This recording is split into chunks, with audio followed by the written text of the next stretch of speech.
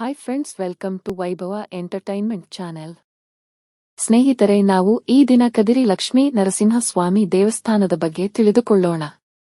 ಕದಿರಿ ಲಕ್ಷ್ಮೀ ನರಸಿಂಹಸ್ವಾಮಿ ದೇವಾಲಯವು ಅನಂತಪುರದ ಕದ್ರಿಯಲ್ಲಿರುವ ಪುರಾತನ ದೇವಾಲಯವಾಗಿದೆ. ಈ ದೇವಾಲಯದಲ್ಲಿ ನರಸಿಂಹಸ್ವಾಮಿಯು ಪ್ರಧಾನ ದೇವರು. ಭಗವಾನ್ ನರಸಿಂಹಸ್ವಾಮಿಯು ಖಾದ್ರಿ ಮರದ ಬೇರುಗಳಿಂದ ಹೊರಹೊಮ್ಮಿದ ಸ್ವಯಂಭೂ. ಇಲ್ಲಿ ನರಸಿಂಹಸ್ವಾಮಿಯು ಅಷ್ಟಬಹು ನರಸಿಂಹ ಎಂದರೆ ಹಿರಣ್ಯಕಶಿಪುವನ್ನು ಹರಿದು 8 ಕೈಗಳಿರುವ ಸ್ವಾಮಿಯಾಗಿ ಕಾಣಿಸಿಕೊಂಡಿದ್ದಾನೆ. ಲಕ್ಷ್ಮೀ ನರಸಿಂಹಸ್ವಾಮಿಯ ಪಕ್ಕದಲ್ಲಿ ಭಕ್ತ ಪ್ರಹ್ಲಾದ ಪ್ರತಿಮೆಯನ್ನು ಕೂಡ ಕೈಮುಗಿದಿರುವಂತೆ ಸ್ಥಾಪಿಸಲಾಗಿದೆ. ಕದಿರಿಯಲ್ಲಿರುವ ಶ್ರೀ ಲಕ್ಷ್ಮೀ ನರಸಿಂಹಸ್ವಾಮಿ ದೇವಾಲಯವು ರಾಯಲಸೀಮೆಯ ಅತ್ಯಂತ ಜನಪ್ರಿಯ ದೇವಾಲಯಗಳಲ್ಲಿ ಒಂದಾಗಿದೆ. ಇದು ದೊಡ್ಡ ತಿರುಪತಿ ಶ್ರೀ ವೆಂಕಟೇಶ್ವರ ಸ್ವಾಮಿ ದೇವಾಲಯದಂತೆಯೇ ಸಮಾನವಾಗಿ ಪ್ರಮುಖ ಸ್ಥಾನದಲ್ಲಿದೆ.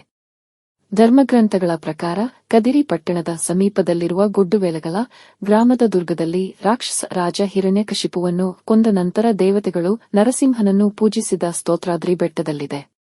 ಖಾದ್ರಿ ಎಂಬ ಪದವು ವಿಷ್ಣುವಿನ ಪಾದಗಳನ್ನು ಪ್ರತಿನಿಧಿಸುವ ಬೆಟ್ಟದ ಸ್ಥಳವನ್ನು ಸೂಚಿಸುತ್ತದೆ. ಖಾದ್ರಿ ಮರದ ಕೆಳಗೆ ನರಸಿಂಹಸ್ವಾಮಿಯ ವಿಗ್ರಹ ಕಂಡುಬಂದ ನಂತರ ಈ ಪಟ್ಟಣಕ್ಕೆ ಈ ಹೆಸರು ಬಂದಿದೆ ಎಂದು ನಂಬಲಾಗಿದೆ. ಕದಿರಿ ಸ್ಥಳಕ್ಕೆ ಸಂಬಂಧಿಸಿದ ಹಲವಾರು ದಂತಕಥೆಗಳಿವೆ. ಋಷಿ ವೇದವ್ಯಾಸರು ತಮ್ಮ ಶಿಷ್ಯರಿಗೆ ಅಸುರರ ಅರಿವಿಲ್ಲದೆ ಈ ಸ್ಥಳದಲ್ಲಿ ಪಾಠಗಳನ್ನು ಹೇಳಿಕೊಟ್ಟರು ಎಂದು ಹೇಳಲಾಗುತ್ತದೆ ಮತ್ತು ಆದ್ದರಿಂದ ಈ ಸ್ಥಳವು ಕೇದಾರಣ್ಯಂ ಎಂದು ಕರೆಯಲ್ಪಟ್ಟಿತು. ಪಟ್ಟಣವು ಮೊದಲು ಪಟ್ನಂನ ಪೋಲಿಗರ ಅಡಿಯಲ್ಲಿ ಕಾಡಾಗಿತ್ತು ಮತ್ತು ತರುವಾಯ ಪೋಲಿಗರು ಕಾಡನ್ನು ತೆರವುಗೊಳಿಸಿ ಸ್ಥಳದಲ್ಲಿ ದೇವಾಲಯವನ್ನು ನಿರ್ಮಿಸಿದರು. ಖಾದ್ರಿ ಮರದ ಕೆಳಗೆ ನರಸಿಂಹಸ್ವಾಮಿಯ ವಿಗ್ರಹ ಕಂಡುಬಂದ ನಂತರ ದೇವಾಲಯಕ್ಕೆ ಹೆಸರಿಡಲಾಗಿದೆ. ಒರಿಸ್ಸಾದ ಪುರಿ ಜಗನ್ನಾಥ ದೇವಾಲಯದಲ್ಲಿರುವಂತೆಯೇ ಈ ದೇವಾಲಯದ ಮುಖ್ಯ ಚಿತ್ರವು ಮರದಿಂದ ಮಾಡಲ್ಪಟ್ಟಿದೆ ಎಂದು ನಂಬಲಾಗಿದೆ ಮತ್ತು ಇದು ಚಂದ್ರವೃಕ್ಷದ ಕೊಂಬೆಯ ಮೇಲೆ ಇದೆ. ದೇವರು ಸ್ವಯಂ ಪ್ರಕಾಶನವಾಗಿದೆ ಎಂಬ ಇನ್ನೊಂದು ನಂಬಿಕೆಯಿದೆ. ಶ್ರೀ ನರಸಿಂಹಸ್ವಾಮಿಯ ಚಿತ್ರವು ಸಿಂಹದ ತಲೆಯೊಂದಿಗೆ ಮಾನವ ರೂಪದಲ್ಲಿದೆ. ಇದು ಬೆಳ್ಳಿಯ ಕವಚದಿಂದ ಮುಚ್ಚಲ್ಪಟ್ಟಿದೆ ಮತ್ತು ಬೆಳ್ಳಿಯ ಭುಜದ ಬ್ಲೇಡ್ಗಳಿಂದ ಅಲಂಕರಿಸಲ್ಪಟ್ಟಿದೆ ಮತ್ತು ರಾಕ್ಷಸ ರಾಜ ಹಿರಣ್ಯಕಶಿಪುವಿನ ಹೊಟ್ಟೆಯನ್ನು ಹರಿದು ಹಾಕುವ ಭಂಗಿಯಲ್ಲಿದೆ. ಮೆರವಣಿಗೆಯಲ್ಲಿ ಬಳಸಲಾದ ದೇವರ ಚಿತ್ರವು ವಿಷ್ಣುವಿನ ಲೋಹಿಯ ವಿಗ್ರಹವಾಗಿದ್ದು 2 ಬದಿಗಳಲ್ಲಿ ಭೂದೇವಿ ಮತ್ತು ಶ್ರೀದೇವಿಯನ್ನು ಹೊಂದಿದೆ. ದಂತಕಥೆಗಳ ಪ್ರಕಾರ ಭೃಗು ಋಷಿಯ ದೈನಂದಿನ ಪೂಜೆಗಾಗಿ ಭಗವಾನ್ ನರಸಿಂಹಸ್ವಾಮಿ ಸ್ವತಃ ವಿಗ್ರಹಗಳನ್ನು ಹಸ್ತಾಂತರಿಸಿದರು. ಚಿತ್ರಗಳ ಪ್ರತಿಷ್ಠಾಪನೆಯು ವಸಂತ ಋತುವಿನಲ್ಲಿ ಮಾಡಲ್ಪಟ್ಟಿರುವುದರಿಂದ ವಸಂತವಲ್ಲಭುಡು ಅಥವಾ ವಸಂತ ಮಾದವುಲು ಎಂಬ ಹೆಸರಿನಿಂದಲೂ ಭಗವಂತನನ್ನು ಪೂಜಿಸಲಾಗುತ್ತದೆ. ಮಡ್ಡಿಲೇರು ಎಂಬ ಹೆಸರಿನ ನದಿಯಿದೆ. ಇದನ್ನು ಅರ್ಜುನ ನದಿ ಎಂದು ಕರೆಯುತ್ತಾರೆ ಮತ್ತು ಅದರ ದಡದಲ್ಲಿ ಅರ್ಜುನನು ತಪಸ್ಸು ಮಾಡಿದನು. ನದಿಯು 8 ತೀರ್ಥಗಳ ಮೂಲಕ ಹರಿಯುತ್ತದೆ: ಶ್ವೇತಪುಷ್ಕರಿಣಿ, ಭೃಗು ತೀರ್ಥಂ, ಶೇಷ ತೀರ್ಥಂ, ಕುಂತಿ ತೀರ್ಥಂ, ಲಕ್ಷ್ಮೀ ತೀರ್ಥಂ, ಗಂಗಾ ತೀರ್ಥಂ, ಗರುಡ ತೀರ್ಥಂ ಮತ್ತು ಭವಾನಸಿ ತೀರ್ಥಂ. ವಿಗ್ರಹದಲ್ಲಿ ದೈವ ರಹಸ್ಯ, ಸ್ವಾಮಿಯ ರೂಪದ ಜೊತೆಗೆ ಯಾರಿಗೂ ತಿಳಿಯದ ದಿವ್ಯ ರಹಸ್ಯವೂ ಇದೆ. ಈ ಕ್ಷೇತ್ರದಲ್ಲಿ ಮೂಲವಿರಟ್ಟು ಅಭಿಷೇಕ ಮಾಡಿದ ನಂತರ ಭಕ್ತರು ವಿಗ್ರಹದ ನಾಭಿಯಿಂದ ಸೇದನೆಯನ್ನು ತೀರ್ಥವಾಗಿ ಸ್ವೀಕರಿಸುತ್ತಾರೆ. ಆದರೆ ಇಂದಿಗೂ ಆ ಬೆವರು ಹೇಗೆ ಬರುತ್ತದೆ ಎಂದು ಯಾರೂ ಹೇಳಲಾರರು. ಇಂದಿಗೂ ಸ್ವಾಮಿಯು ಇಲ್ಲಿ ಸಾಕ್ಷಾತ್ ರೂಪದಲ್ಲಿ ಇದ್ದಾನೆ ಎಂಬುದಕ್ಕೆ ಇದೇ ಸಾಕ್ಷಿ ಎಂದು ಭಕ್ತರು ನಂಬುತ್ತಾರೆ. ಕದಿರಿ ನರಸಿಂಹಸ್ವಾಮಿಯನ್ನು ಮೂಲತಃ ಕಾಟಮರಾಯು ಎಂದು ಏಕೆ ಕರೆಯುತ್ತಾರೆ ಗೊತ್ತಾ? ಹಾಗೆಯೇ ಶ್ರೀ ಖಾದ್ರಿ ನರಸಿಂಹ ಎಂದು ಏಕೆ ಕರೆಯುತ್ತಾರೆ? ಸ್ವಾಮಿ ಉಗಮವಾದ ಈ ಬೆಟ್ಟದಲ್ಲಿ ಕಾಟನ್ ಎಂಬ ಅನಿರೀಕ್ಷಿತ ಗ್ರಾಮವಿರುವುದರಿಂದ ಸ್ವಾಮಿಗೆ ಕಾಟಮರಾಯುಡು ಎಂಬ ಹೆಸರು ಬಂದಿದೆ. ಅಲ್ಲದೆ ಇದನ್ನು ಖಾದ್ರಿ ಎಂದು ಏಕೆ ಕರೆಯುತ್ತಾರೆ? ಸಂಸ್ಕೃತದಲ್ಲಿ ಖೆ ಎಂದರೆ ವಿಷ್ಣುವಿನ ಪಾದ ಮತ್ತು ಅದ್ರಿ ಎಂದರೆ ಪರ್ವತ. ವಿಷ್ಣುವಿನ ಪಾದಗಳಿಂದಾಗಿ ಈ ಪರ್ವತಕ್ಕೆ ಖಾದ್ರಿ ಎಂಬ ಹೆಸರು ಬಂದಿದೆ. ಕಾಲ ಕಳೆದಂತೆ ಖಾದ್ರಿ ಸ್ವಲ್ಪ ಒರಟಾಗಿದೆ ಎನ್ನುತ್ತಾರೆ ಇಲ್ಲಿನ ಜನ. ಅಲ್ಲದೆ ಭಾರತದಲ್ಲಿ ಹಲವಾರು ನರಸಿಂಹಸ್ವಾಮಿ ದೇವಾಲಯಗಳಿದ್ದರೂ ಪ್ರಹ್ಲಾದುನಿ ಸೇರಿದಂತೆ ಶ್ರೀ ಲಕ್ಷ್ಮೀನರಸಿಂಹಸ್ವಾಮಿಯ ದರ್ಶನ ಪಡೆದ ಏಕೈಕ ದೇವಾಲಯವೆಂದರೆ ಅದು ಖಾದ್ರಿ ಲಕ್ಷ್ಮೀನರಸಿಂಹಸ್ವಾಮಿ ದೇವಾಲಯವಾಗಿದೆ. ಶ್ರೀಖಾದ್ರಿ ಲಕ್ಷ್ಮೀನರಸಿಂಹಸ್ವಾಮಿ ದೇವಾಲಯವು ದೇಶದ ನವ ನರಸಿಂಹಾಲಯಗಳೆಂದು ಕರೆಯಲ್ಪಡುವ 9 ದೇವಾಲಯಗಳಲ್ಲಿ ಒಂದಾಗಿದೆ. ದೇವಾಲಯ ನಿರ್ಮಾಣ. ದೇವಾಲಯವನ್ನು 500 ಅಡಿ ಚದರ ಎತ್ತರದ ಗೋಡೆಯ ಕಾಂಪೌಂಡ್ನಲ್ಲಿ ನಿರ್ಮಿಸಲಾಗಿದೆ. ಪ್ರತಿ ಪ್ರವೇಶದ್ವಾರದಲ್ಲಿ 4 ಪ್ರವೇಶದ್ವಾರಗಳು ಮತ್ತು ಗೋಪುರಗಳಿವೆ. ಯಜ್ಞಮಂಟಪವು ಸಿಂಹಗಳಿಂದ ಸಮೃದ್ಧವಾಗಿರುವ ಕಲ್ಲಿನ ಶಿಲ್ಪಗಳನ್ನು ಒಳಗೊಂಡಿದೆ.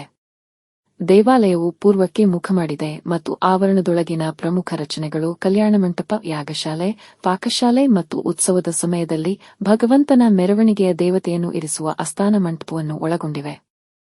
ದೇವಾಲಯದ ಆವರಣದ ಈಶಾನ್ಯ ಮೂಲೆಯಲ್ಲಿ 80 ಅಡಿ ಚದರ ಪುಷ್ಕರಿಣಿ ಇದೆ ಮತ್ತು ದೇವಾಲಯದ ದಕ್ಷಿಣಕ್ಕೆ ಕಲ್ಲಿನ ಚಿತ್ರವಿರುವ ಚಿನ್ನಮ್ಮನ ಗುಡಿ ಇದೆ.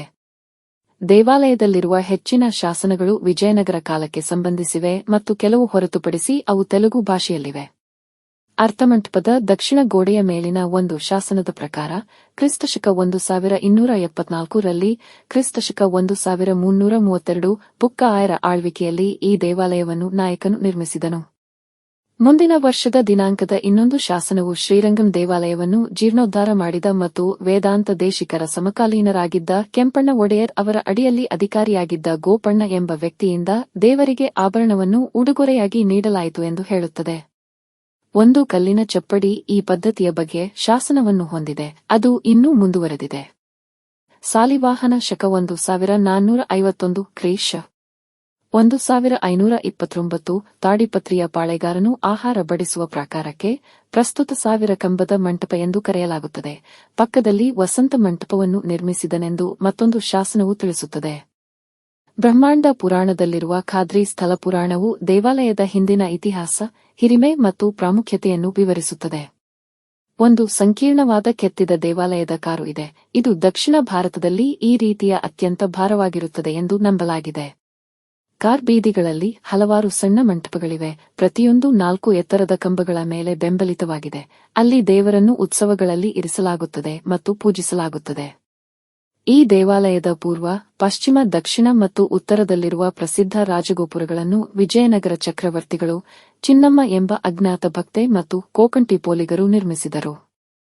ರಾಜಗೋಪುರದ ಪಶ್ಚಿಮ ಭಾಗದಲ್ಲಿ ದೇವಾಲಯಕ್ಕೆ ನೀರನ್ನು ಒದಗಿಸುವ ನೀರಿನ ಟ್ಯಾಂಕ್ಗೆ ಹೋಗುವ ದ್ವಾರವಿದೆ. ಈ ಸ್ಥಳದಿಂದ ನೊಶಿಬೃಗು ದೇವಾಲಯದ ಮುಖ್ಯ ಲೋಹದ ವಿಗ್ರಹಗಳನ್ನು ಮರಳಿ ಪಡೆದನೆಂದು ನಂಬಲಾಗಿದೆ. ವಿಜಯನಗರದ ಜನಪ್ರಿಯ ರಾಜ ಶ್ರೀಕೃಷ್ಣ ದೇವರಾಯ ಮತ್ತು ಹೆಸರಾಂತ ಮಹಾರಾಷ್ಟ್ರ ರಾಜ ಶಿವಾಜಿ ಮಹಾರಾಜರು ಈ ಪ್ರಸಿದ್ಧ ದೇವಾಲಯಕ್ಕೆ ಭೇಟಿ ನೀಡಿದರು ಮತ್ತು ಉಪ ದೇವಾಲಯಗಳು ಮತ್ತು ಮಹಿಷಾಸುರಮರ್ದಿನಿ ದೇವಾಲಯವನ್ನು ನಿರ್ಮಿಸಿದರು. ದೇವಾಲಯದ ವಾಸ್ತುಶಿಲ್ಪದ ವೈಶಿಷ್ಟ್ಯಗಳು. ಕದಿರಿ ಪಟ್ಟಣದಲ್ಲಿ 2 ಶ್ರೀಲಕ್ಷ್ಮೀ ನರಸಿಂಹಸ್ವಾಮಿ ದೇವಾಲಯಗಳಿವೆ. ಒಂದು ಕದಿರಿ ಪಟ್ಟಣದಲ್ಲಿ ಮತ್ತು ಇನ್ನೊಂದು ಕದಿರಿ ಬೆಟ್ಟದಲ್ಲಿದೆ. ಇಲ್ಲಿನ ಭಕ್ತರು ಭಗವಂತನಿಗೆ ಅಭಿಷೇಕ ಮಾಡಿದ ನಂತರ ನಾಭಿಯಿಂದ ನೀರನ್ನು ತೆಗೆದುಕೊಳ್ಳುತ್ತಾರೆ. ಕದಿರಿ ಶ್ರೀಲಕ್ಷ್ಮೀನರಸಿಂಹಸ್ವಾಮಿ ದೇವಸ್ಥಾನವನ್ನು ತಲುಪಿದಾಗ ನಮಗೆ ಮೊದಲು ಕಾಣುವುದು ಗಾಳಿಗೋಪುರ. ಇದನ್ನು ಹರಿಹರರಾಯ, ಬುಕ್ಕರಾಯ ಮತ್ತು ಶ್ರೀಕೃಷ್ಣದೇವರಾಯರು 13 ಮತ್ತು 15ನೇ ಶತಮಾನದ ನಡುವೆ ಹಂತಗಳಲ್ಲಿ ನಿರ್ಮಿಸಿದರು. ಗಾಳಿಗೋಪುರ ದಾಟಿ ಒಳಗೆ ಹೋಗುವ ಭಕ್ತರಿಗೆ ಮದುವೆಯ ಉಂಗುರ ಕಾಣಿಸುತ್ತದೆ. ಕಲ್ಯಾಣಕಟ್ಟೆಯಲ್ಲಿ ತಲನೀಲ ಅರ್ಪಿಸಿದ ಭಕ್ತರಿಗೆ ಸ್ನಾನ ಮಾಡಲು ಸಮೀಪದಲ್ಲಿಯೇ ಬೂರುಗತೀರ್ಥ ಕಾಣಿಸಿಕೊಳ್ಳುತ್ತಾನೆ. ಭಕ್ತರು ಬೂರುಗತೀರ್ಥದಲ್ಲಿ ಸ್ನಾನ ಮುಗಿಸಿ ಮುಖ್ಯ ದೇವಸ್ಥಾನದ ಹೊರಗಿರುವ ಪೂಜಾ ಪರಿಕರಗಳ ಮಳಿಗೆಗಳನ್ನು ತಲುಪುತ್ತಾರೆ. ಕದಿರಿ ಶ್ರೀಲಕ್ಷ್ಮೀನರಸಿಂಹಸ್ವಾಮಿ ದೇವಸ್ಥಾನದ ಮುಖ್ಯ ಗೋಪುರದ ಬಲಭಾಗದಲ್ಲಿ ವಿನಾಯಕ ಮತ್ತು ಕೃಷ್ಣ ದೇವಸ್ಥಾನಗಳನ್ನು ನೋಡಬಹುದು. ಮುಖ್ಯ ಗೋಪುರವನ್ನು ದಾಟಿ ಒಳಗೆ ಹೋದರೆ ವಿಶಾಲವಾದ ದೇವಾಲಯದ ಆವರಣ ಕಾಣಿಸುತ್ತದೆ. ಈ ಆವರಣದಲ್ಲಿ ತಳಪಾಯವಿಲ್ಲದೆ ಬಂಡೆಯ ಮೇಲೆ ನಿಂತಿರುವ ಗರುಡ ಸ್ತಂಭವನ್ನು ಕಂಡು ಭಕ್ತರು ಬೆರಗಾಗಿದ್ದಾರೆ. ಮುಖ್ಯ ದೇವಾಲಯದ ವಿಶಾಲವಾದ ಪ್ರಾಂಗಣದ ಬಲಭಾಗದಲ್ಲಿ ನಾವು ಶ್ರೀ ಕೋದಂಡರಾಮಾಲಯವನ್ನು ನೋಡುತ್ತೇವೆ. ಇದರಲ್ಲಿ ರಾಮ, ಸೀತೆ, ಲಕ್ಷ್ಮಣ ಮತ್ತು ಆಂಜನೇಯ ಸೇರಿದ್ದಾರೆ. ಸೀತಾರಾಮರ ದರ್ಶನ ಪಡೆದ ಭಕ್ತರು ಸಮೀಪದ ನಾಗುಲ ಅಣೆಕಟ್ಟನ್ನು ತಲುಪುತ್ತಾರೆ. ಹೀಗೆ ದೇವಾಲಯದ ಆವರಣದಲ್ಲಿ ಪ್ರತಿಯೊಂದು ಹೆಜ್ಜೆಗೂ ತನ್ನದೇ ಆದ ಮಹತ್ವವಿದೆ. ಕದಿರಿ ಶ್ರೀಲಕ್ಷ್ಮೀನರಸಿಂಹಸ್ವಾಮಿ ಗರ್ಭಾಲಯದಲ್ಲಿ ಅಮ್ಮತಳ್ಳಿ ತಾಯರು ಪ್ರಹ್ಲಾದ ಸಮೇತ ಸ್ವಾಮಿ ನಮಗೆ ಕಾಣಿಸುತ್ತಾನೆ. ಗರ್ಭಗುಡಿಯ ಬಲಭಾಗದಲ್ಲಿ ಭೃಗು ನಶಿ ಸ್ಥಾಪಿಸಿದ ವಸಂತ ವಲ್ಲಭನನ್ನು ಕಾಣುತ್ತೇವೆ. ಹಾಗೆಯೇ ಬಲಬದಿಯಲ್ಲಿ ಹೋದರೆ ಅಮರುವಳ್ಳಿ ಅಮ್ಮನವರ ಗುಡಿ ಕಾಣುತ್ತದೆ. ಹಾಗೆಯೇ ಎಡಕ್ಕೆ ಹೋದರೆ ಆಂಡಾಳ್ ಅಮ್ಮನ ದರ್ಶನವಾಗುತ್ತದೆ. ಗರ್ಭಾಲಯಕ್ಕೆ ಅಭಿಮುಖವಾಗಿರುವ ಗರುಡಾಳ್ವರು ದೇವರ ಸಣ್ಣ ಗುಡಿ ಇದೆ. ಗರ್ಭಗುಡಿಯ ಪ್ರವೇಶ ದ್ವಾರದ 2 ಬದಿಯಲ್ಲಿ ಜಯ ವಿಜಯದ ಪ್ರತಿಮೆಗಳು ಕಂಡುಬರುತ್ತವೆ. ನಮ್ಮ ಚಾನೆಲ್ಗೆ ಹೊಸಬರಾಗಿದ್ದರೆ ಸಬ್ಸ್ಕ್ರೈಬ್ ಮಾಡ್ಕೊಳ್ಳೋದನ್ನ ಮರಿಬೇಡಿ. ನಮ್ಮನ್ನು ಪ್ರೋತ್ಸಾಹಿಸಿ. Thanks for watching. Please like, share and video.